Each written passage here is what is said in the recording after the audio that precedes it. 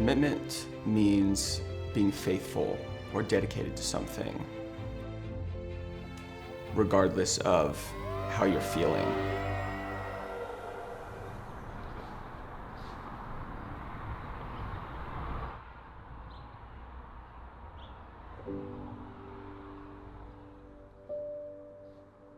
My condition is called pulmonary fibrosis. It's a hereditary disease. My dad had it, my brother has it, my niece and nephew have it. It just is kind of scattering through our family. And basically it's the scarring of your lungs. When I breathe, I'm missing this sort of lubricant in my lungs, and so it creates this scarring. I was sick like my whole childhood. I don't remember as much. I remember being on oxygen. I think I just had this cough or tightness that wouldn't go away, so they kept trying to figure out what was going on. They finally figured out what it was and then started IV treatments 3 like back-to-back days. I just had certain limits. Nobody could tell from looking at me other than I was a little slower. I needed a couple more breaks, but I tried to keep up as best as I could.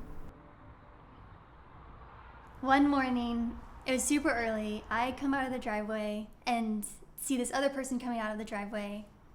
And I'm like, oh, he's a young boy, he's in my neighborhood, kind of thing. Like, oh, interesting. I was talking to my friend Jordan, and Dalton walked up, and I was like, hey, you live by me, let's carpool, what's your number? And it was like so innocent, like nothing. Yeah, sure.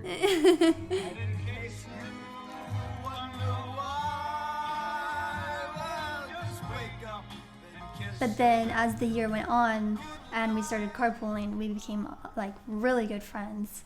The second Thrive ended, he asked me to be his girlfriend. Kendal, just the first thing that comes to mind is her kindness and her sweetness. Like right when you meet her, right when you have a conversation with her, you know, okay, this woman loves God. Like all she wants to do is please God and serve him. I knew Dalton before Kendal.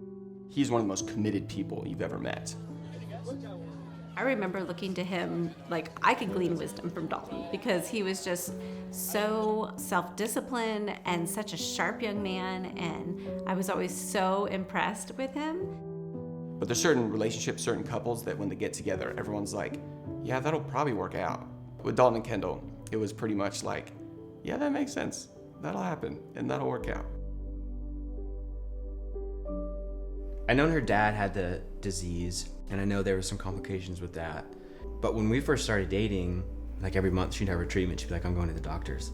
But I never asked, maybe I did, but she would never tell me.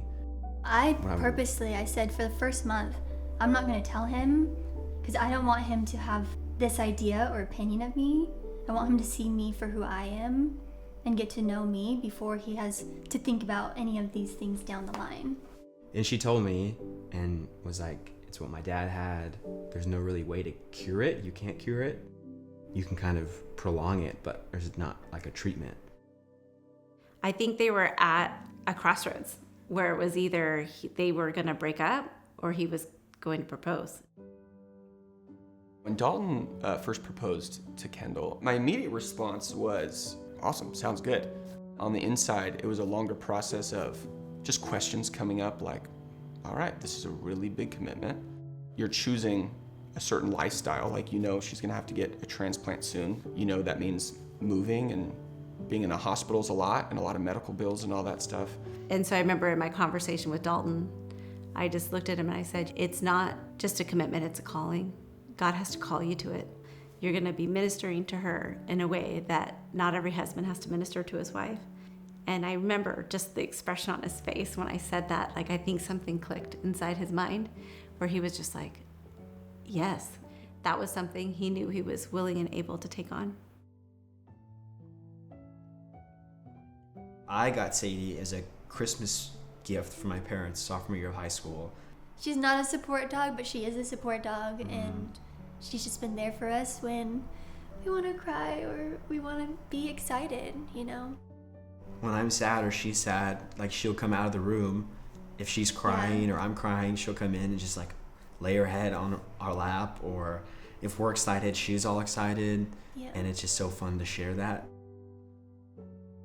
Once I got on oxygen, that's when I really saw like, okay, I really need to slow my life down. And I pushed myself way too far. There were times, thinking back now, where like I would go to parties or do stuff and not wear my oxygen because I was embarrassed. There was a point where it's like, I cannot not be on oxygen. Like I would feel it physically. I would have to recover for like a week if I didn't wear oxygen one night. I get a call, and it's just Stanford. I saw it was from Palo Alto, like an area code, and that's when I answered it because they don't ever call me. First thing he says, like, "Hi, my name's AJ. I'm a lung transplant surgeon at Stanford. We have lungs for Kendal. Can you guys get here tonight?" It's like that was his opening line. I was headed out of town and just got a text from Dalton randomly like, "Hey, it's happening right now." Dalton called us and said, last Thursday, yeah, hey, we got the call for the lung transplant. We're like, oh my gosh, are you serious? I've never left work so fast. I don't know, it's so like surreal and crazy, and just being in there, they wheeled me into the operating room. I like vividly remember them hooking me all up and everything, and then I hear them say, like, lungs are good, and it's like, okay, this is happening.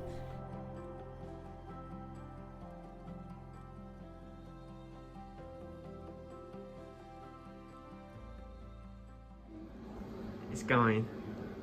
There's Kendal vital signs. You see her oxygen's at 98, the blue.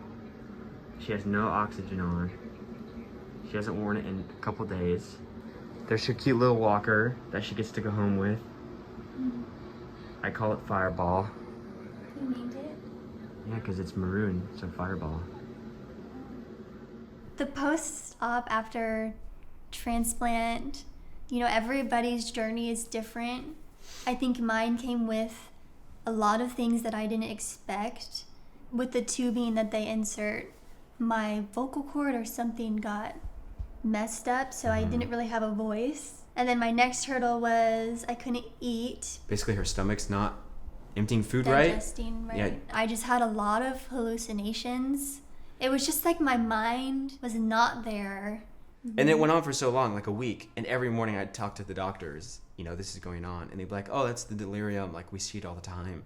And it's like, that's great. But I don't see this all the time. Like, I'm very concerned. And I told my parents, like, I thought I lost you. Like, I thought I lost the sweet, innocent Kendal.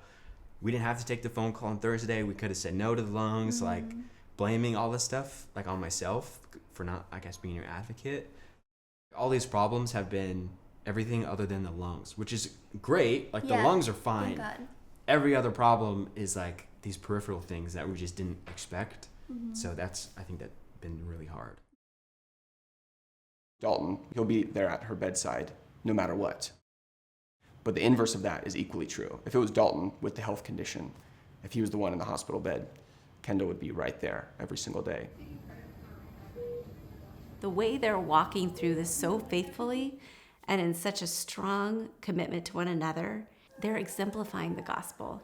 As hard as it is, the joy of glorifying God is so much greater. First day out of... They are going to come out of it stronger faith, stronger in their love for each other, because they've had to really rely on each other, and that grows you as a person and as a couple. A lot of us come from broken homes, experience a lot of divorce. But when you see a couple like Dalton and Kendal, it makes you believe in marriage again. Anything I want is like, it's all it is a want. Like, if Kendal's needs come up, I have to be there for her. We don't know what this life is going to throw at us, but there's no one else I'd rather do it with, and that's true. Going through it with him, I keep telling him, I don't know how I could have done this without you, truly. Like, truly, I don't know. You know, marriage is making that promise through life, through death, through hard times, through good times. I got to see the true meaning of marriage from day one. From here on out, we can enjoy the newlywed stuff and all of the things that we've been putting off until now.